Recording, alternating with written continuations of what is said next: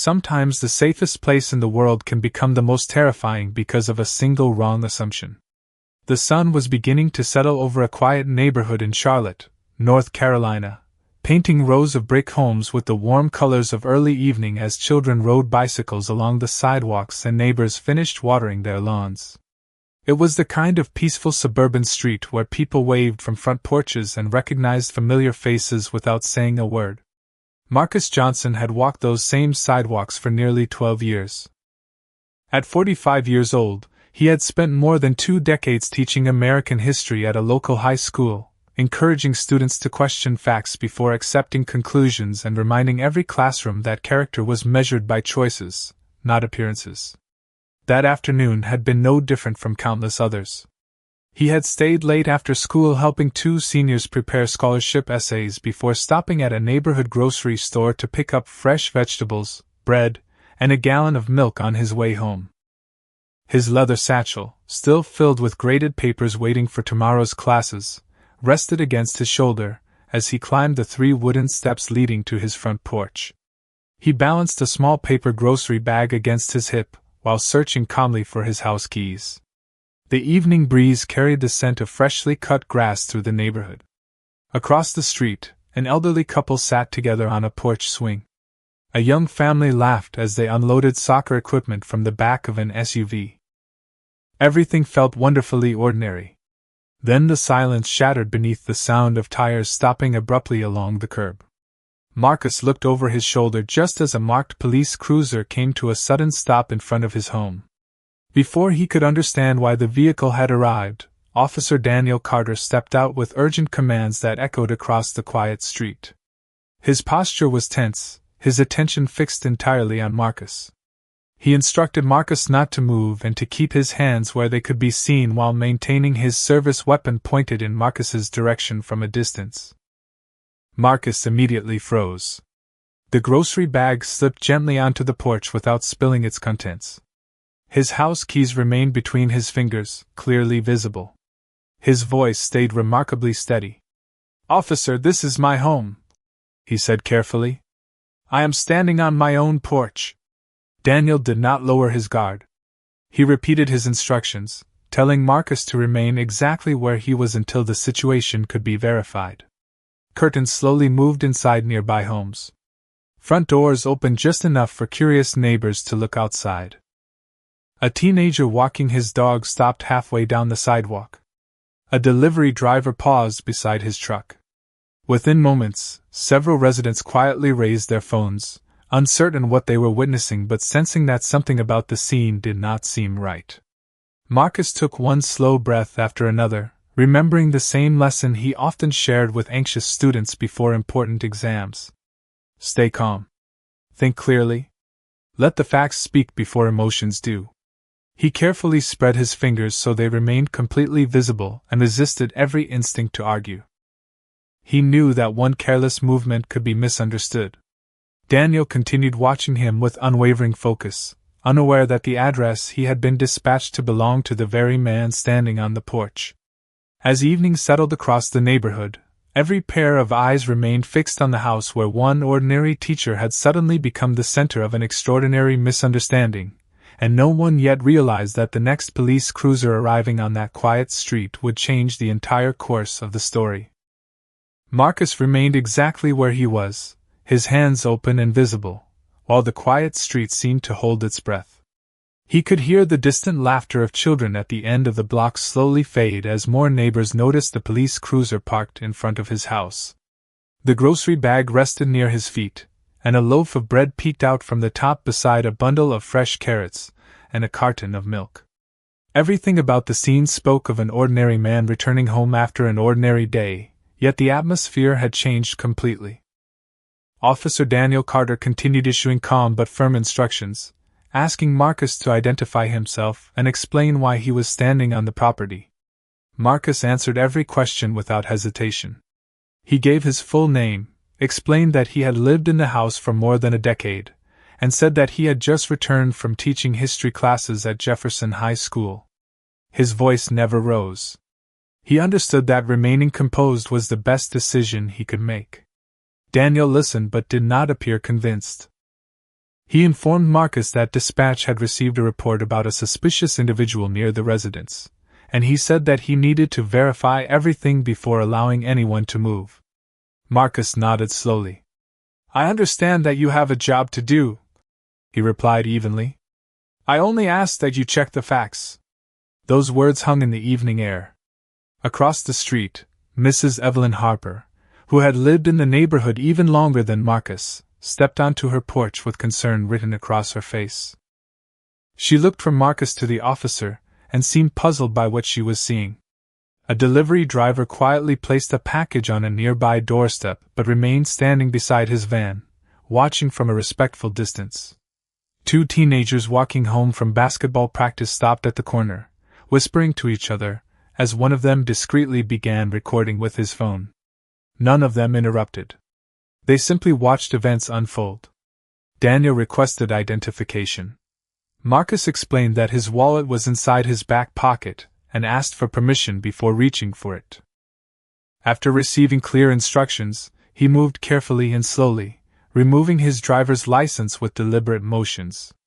Daniel asked him to place it on the porch railing rather than hand it over directly. Marcus complied immediately.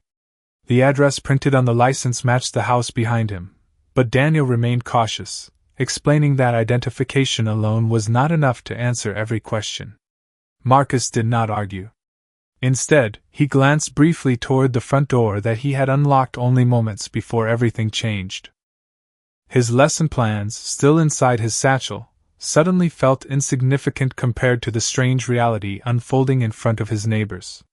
He wondered what his students would think if they could see him now.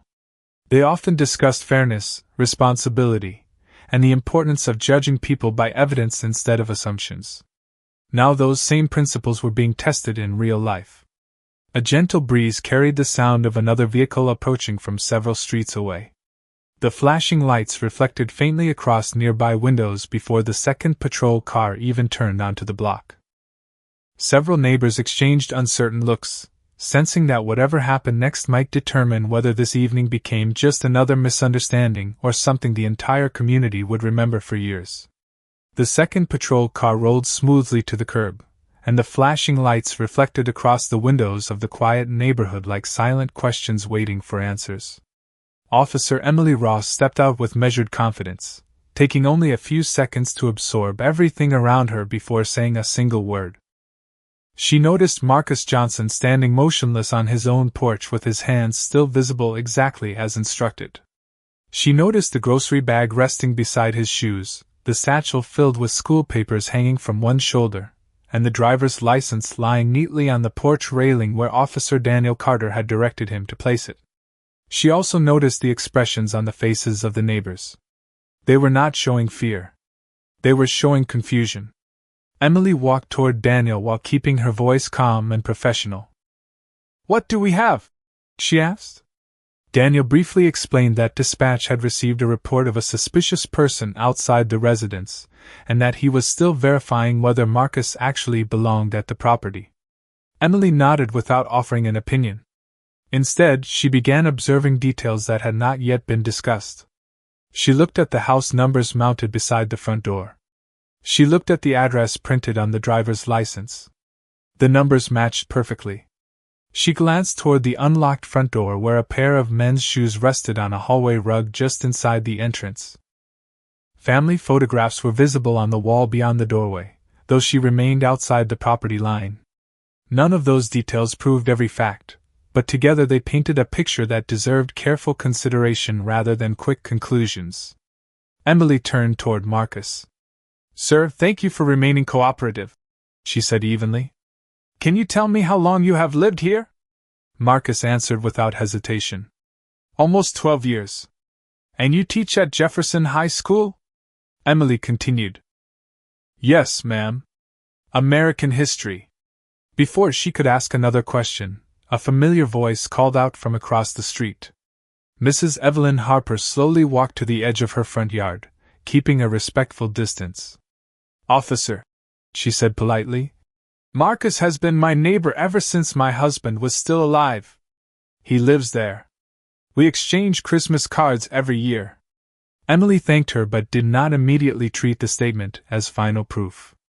Instead, she made a brief note and continued gathering information. Another neighbor, a father who was helping his young son carry a baseball bag inside, quietly spoke up. "My daughter had Mr. Johnson last year. He is always home around this time." Daniel remained focused on procedure, but the certainty that had filled his voice only minutes earlier began to soften. Emily requested that dispatch verify the homeowner information associated with the address while she continued comparing the available facts. Marcus remained exactly where he was, never raising his voice or showing frustration despite the growing crowd. Several residents lowered their phones, sensing that the tone of the encounter was beginning to change. Others continued recording, believing that the complete story deserved to be documented from beginning to end. A few moments later, the radio attached to Emily's shoulder crackled with the first response from dispatch. She listened carefully without interrupting, then looked back toward the quiet teacher standing on his own porch. The expression on her face changed almost imperceptibly, and Daniel immediately realized that the next words coming through that radio might reshape everything they thought they knew about the evening. Emily listened carefully as the dispatcher continued reading information through the radio. The registered homeowner matched the name on the driver's license resting on the porch railing. The property records confirmed that Marcus Johnson had legally owned the home for years. There were no outstanding warrants, no active investigations connected to him, and nothing in the system suggesting that he posed any threat. Emily quietly acknowledged the information and thanked dispatch before looking once more at the peaceful scene surrounding her. The facts were beginning to align with everything she had already observed. She stepped a little closer to Daniel, speaking in a calm voice that only he could hear. "The address matches. The homeowner information matches. The identification matches." Daniel remained silent for a moment, his eyes moving from Marcus to the house and back again. He had arrived expecting one situation and was now confronting another. Procedures required caution, but they also required officers to adjust their decisions as new information became available. Emily understood that principle well. She turned back toward Marcus with a professional expression. "Mr. Johnson, thank you for your patience. I have a few additional questions so that we can complete our verification." Marcus nodded immediately. "Of course." She asked whether he had any documentation inside the home showing the address, such as a recent utility bill. Marcus answered that several pieces of mail had been delivered earlier that afternoon, and were still sitting on the small entry table just inside the front door. Emily requested permission to remain where she was while Marcus slowly pointed toward the unopened envelopes without crossing back into the house. From her position outside, she could clearly see multiple letters displaying the same address and his full name. She did not enter the residence or disturb anything. The visible details simply reinforced what every verified record had already established. Across the street, Mrs. Harper folded her arms with a relieved smile beginning to replace the worry on her face. Other neighbors quietly exchanged glances. Some lowered their phones, believing the misunderstanding would soon come to an end, while others continued recording because they believed the complete sequence of events mattered just as much as the beginning.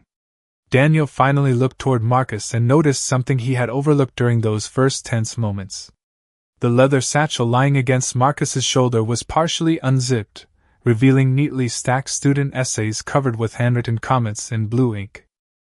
A school identification badge hung from a retractable clip attached to the front pocket. Even the grocery receipt sticking out of the paper bag showed a purchase made less than 20 minutes earlier at the neighborhood market only a mile away.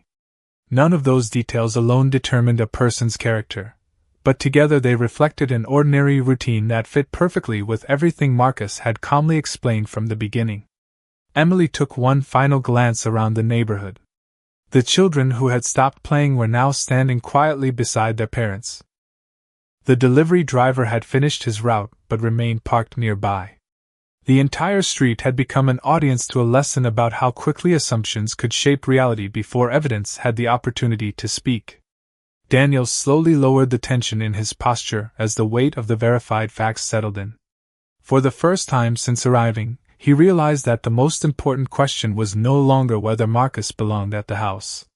The question was how this encounter had reached this point before the simplest facts had been fully examined.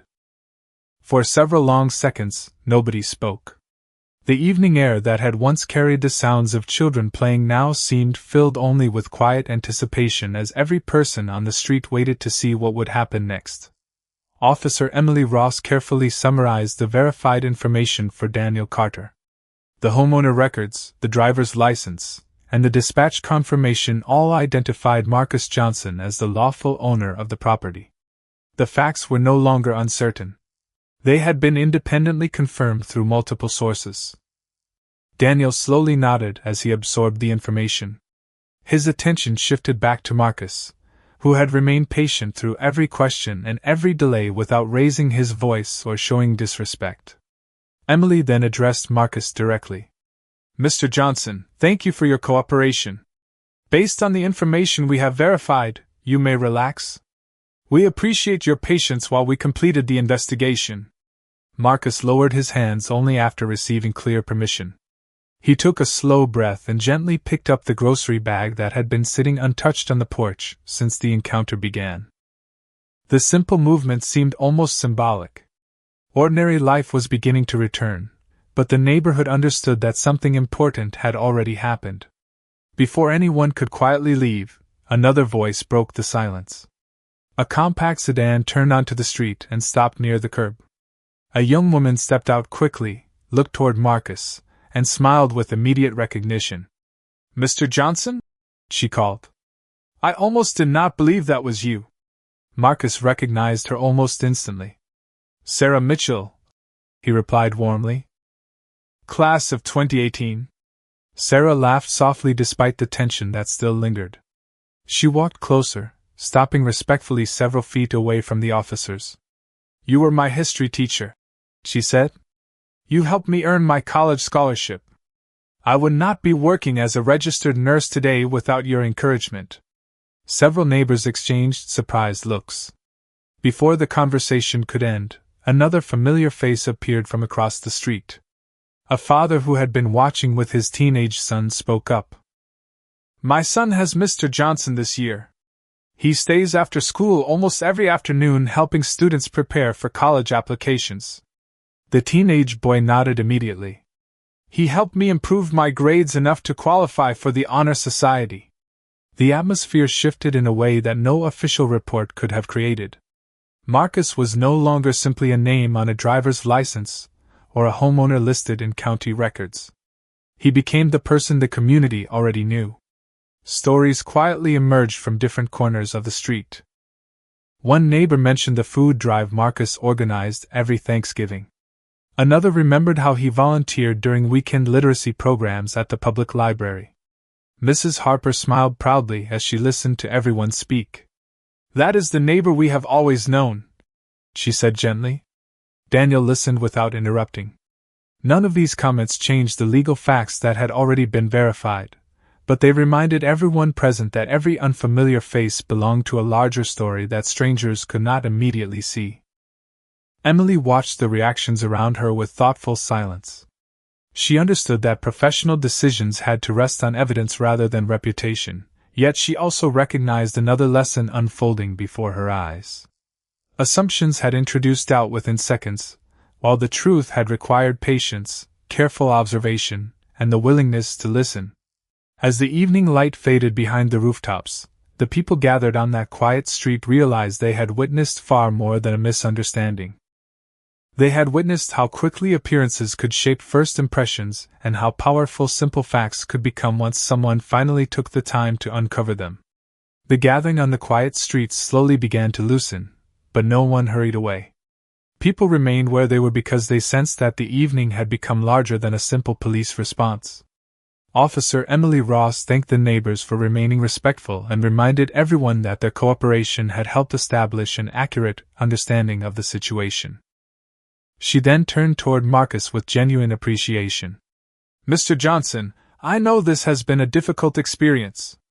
Thank you for remaining calm throughout the entire process." Marcus offered a small, tired smile. I have spent more than 20 years teaching young people that patience and facts matter. I could not abandon that lesson when it mattered most." His answer lingered in the silence. Daniel Carter lowered his eyes for a moment before stepping forward. His posture was noticeably different from when he had first arrived. The certainty that had defined his actions earlier had been replaced by careful reflection. "Mr. Johnson," he said, speaking slowly, "the information we have now confirms that you were exactly where you had every right to be. I understand that this encounter should have unfolded differently." Marcus looked at him without anger. "Officer, I understand that calls have to be investigated," he replied. "What people remember is whether someone is willing to change when the facts become clear." Emily quietly observed the exchange. She recognized that accountability did not erase what had happened, but honest acknowledgement could become the first step toward rebuilding trust. While the officers completed the remaining documentation, several neighbors walked over to Marcus. Sarah Mitchell thanked him again for believing in her when she was a struggling student. Another former student, who had just arrived after hearing about the incident from a friend, introduced himself as an elementary school teacher. He smiled and said, "I chose this career because of your classroom." Marcus laughed softly, surprised that an ordinary evening had suddenly become an unexpected reunion. Mrs. Evelyn Harper gently placed a hand over her heart as she watched the conversations unfold. "This neighborhood has always known who you are," she said. "Tonight simply reminded everyone that character cannot be measured in a single glance." Daniel heard every word. He realized that before the dispatch records had been verified and before neighbors had shared their stories, Marcus had deserved the same fairness and careful judgment as any other citizen. That realization settled heavily in his mind. Emily requested copies of the body camera recordings according to department policy, explaining that documenting the complete encounter would ensure that every verified fact remained part of the official record. She also noted that several residents had independently recorded portions of the incident from public spaces. Transparency, she believed, protected everyone involved because it allowed events to be reviewed exactly as they had occurred rather than remembered through assumptions. As the last rays of sunlight disappeared beyond the rooftops, the patrol cars prepared to leave. Marcus finally carried his groceries inside, placing the milk in the refrigerator and setting the stack of student essays on the kitchen table where they had been meant to go all along. Outside, neighbors slowly returned to their homes, but conversations continued from porch to porch. They were no longer discussing a suspicious person on the street. They were talking about how quickly appearances could shape judgment, and how one officer's decision to pause, verify every fact, and listen carefully had changed the direction of an entire evening. None of them realized that the official reports filed before midnight would soon carry this story far beyond their quiet neighborhood. By the following morning, the quiet encounter on Marcus Johnson's front porch had become the subject of careful discussion inside the Charlotte Police Department. The official reports, the dispatch records, the body camera footage, and the statements collected from everyone present were organized into a complete timeline. Nothing about the review was rushed. Supervisors wanted every decision to be measured against department policy and verified facts rather than emotion or public opinion. Officer Emily Ross submitted a detailed report describing exactly what she had observed from the moment she arrived. She documented the matching address on the driver's license, the confirmation from dispatch, the visible mail displaying Marcus's name and residence, and the statements from multiple neighbors who independently identified him as a longtime member of the community. Her report did not assign motives or speculate about intentions. It focused only on facts that could be confirmed. That careful approach quickly became one of the most valuable parts of the review. Officer Daniel Carter also completed his own statement. As he reread the sequence of events, he realized how quickly an initial assumption had influenced his decisions before all available information had been gathered. During a meeting with his supervising lieutenant, Daniel was asked a simple question. "Looking back now, at what point could this encounter have taken a different direction?" Daniel paused for several seconds before answering honestly. "The moment I had enough information to slow down and verify instead of continuing to rely on my first impression." The room remained quiet. No one interrupted him because everyone understood the importance of that answer. Meanwhile, Marcus arrived at Jefferson High School just before 7:30 in the morning, as he had done hundreds of times before. He unlocked his classroom, arranged the lesson materials on each desk, and wrote the day's topic across the whiteboard in large letters. The lesson happened to focus on civic responsibility and the importance of evaluating evidence before reaching conclusions. As students entered the classroom, several greeted him with their usual enthusiasm, completely unaware of what had happened the previous evening. Marcus smiled warmly and welcomed every student exactly as he always did. He had made a personal decision that the events outside his home would not change the way he cared for the young people sitting in front of him each day. During lunch, however, news of the incident quietly began spreading through the community. A few neighbors had shared short video clips online, not to create outrage, but to highlight how the situation had changed once additional facts were verified. Many viewers commented on Marcus's calm demeanor. Others expressed appreciation for Emily's willingness to pause, ask questions, and verify information before drawing conclusions. By late afternoon, community leaders had begun contacting both the school district and the police department, encouraging respectful conversations rather than angry reactions. They believed the incident could become an opportunity to strengthen trust if everyone focused on accountability, professionalism, and learning instead of division. As Daniel finished his shift that evening, he sat alone for a few quiet moments before leaving the station. The reports had been completed, but the deeper lesson had only begun. For the first time in many years, he found himself reflecting not on how quickly he had responded to a call, but on how differently that response might have unfolded if he had allowed evidence to lead every decision from the very beginning. Several days passed before the department completed its administrative review, and every relevant document was examined alongside the dispatch records, the body camera footage, and the statements provided by witnesses. The process was deliberate because the leadership understood that public trust depended on careful accountability rather than quick conclusions. The supervising lieutenant met individually with both officers before preparing the final recommendations. Emily Ross was commended for slowing the encounter, verifying every available fact, and documenting the investigation with precision. Her report demonstrated that professionalism was not measured by how quickly an officer acted but by how faithfully an officer followed the evidence wherever it led. Daniel Carter entered the meeting knowing that difficult conversations could not be avoided. His supervisors explained that the review had identified decisions that should have been handled differently once additional information became available. Department policy required corrective action, additional judgment training, and formal documentation in his personnel record. The lieutenant signed the final review, paused for a moment, and slid the document across the desk. The signature represented more than paperwork. It marked the official acknowledgement that assumptions could never replace verified facts. Daniel accepted the decision without argument. He understood that accountability was part of the responsibility that came with wearing a badge. Across town, Marcus Johnson was finishing another school day. His classroom was filled with students discussing historical moments when institutions became stronger because people were willing to learn from mistakes instead of hiding them. One student asked whether justice always meant punishment. Marcus smiled thoughtfully before answering. Sometimes justice means accepting responsibility, correcting what went wrong, and making certain the same mistake is less likely to happen again. The students quietly wrote down the sentence without realizing how deeply those words reflected Marcus's own recent experience. That afternoon, Emily visited Jefferson High School after receiving permission to speak briefly with one of the civics classes. She did not discuss confidential details from the investigation. Instead, she spoke about the importance of evidence, patience, and respectful communication during difficult situations.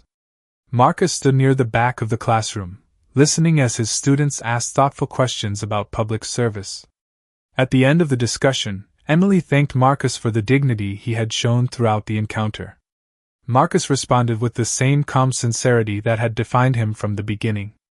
Every profession carries responsibility, he said. Teachers shape the future one student at a time. Officers protect communities one decision at a time. Both require humility. Emily nodded because she knew those words would stay with her long after the conversation ended. Outside the school building, several parents recognized Marcus and thanked him for continuing to focus on his students despite everything that had happened. News of the department's review had gradually reached the community, and many residents appreciated that the situation had been addressed through transparency instead of silence. Daniel also heard about Marcus's classroom discussion through colleagues who knew teachers in the district. He sat quietly after his shift, reflecting on how a single evening had changed the direction of his own thinking. The official review had closed one chapter, but the deeper lesson continued to unfold inside everyone who had been touched by the encounter. In different places across the same city, a teacher, an officer, and a community were all discovering that real courage was not found in refusing to admit mistakes.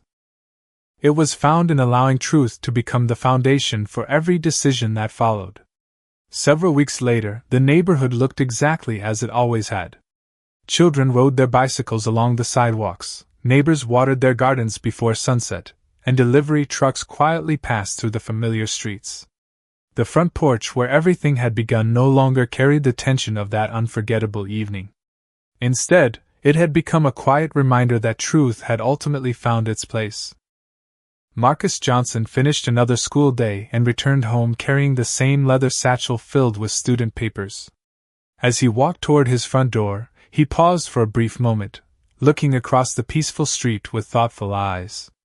The memory had not disappeared, but neither had his belief in the values he had spent a lifetime teaching. He unlocked the door, set his lesson plans on the hallway table, and smiled as he noticed another stack of essays waiting to be graded. Life had continued, just as it always does, but with a deeper understanding of how fragile trust could be and how carefully it must be protected. A patrol vehicle slowly entered the neighborhood before stopping near the curb. This time, there were no flashing lights and no hurried commands. Officer Emily Ross stepped out alone. She had been assigned to attend a neighborhood community meeting organized by local residents, teachers, parents, and police representatives. Marcus greeted her with a warm handshake. Around them, familiar faces gathered with folding chairs beneath the shade of large oak trees. Mrs. Evelyn Harper brought homemade cookies. Sarah Mitchell arrived after finishing her shift at the hospital. Several of Marcus's former students attended with their own children, quietly demonstrating how many lives one teacher could influence across generations. During the meeting, residents spoke honestly about trust, communication, and the importance of seeing people as individuals rather than assumptions. Emily listened carefully before sharing one simple observation. Good policing begins with listening. Every conversation deserves facts before conclusions. The neighbors nodded because they had witnessed that lesson with their own eyes. Marcus then stood and thanked everyone for coming. He did not speak about anger or blame.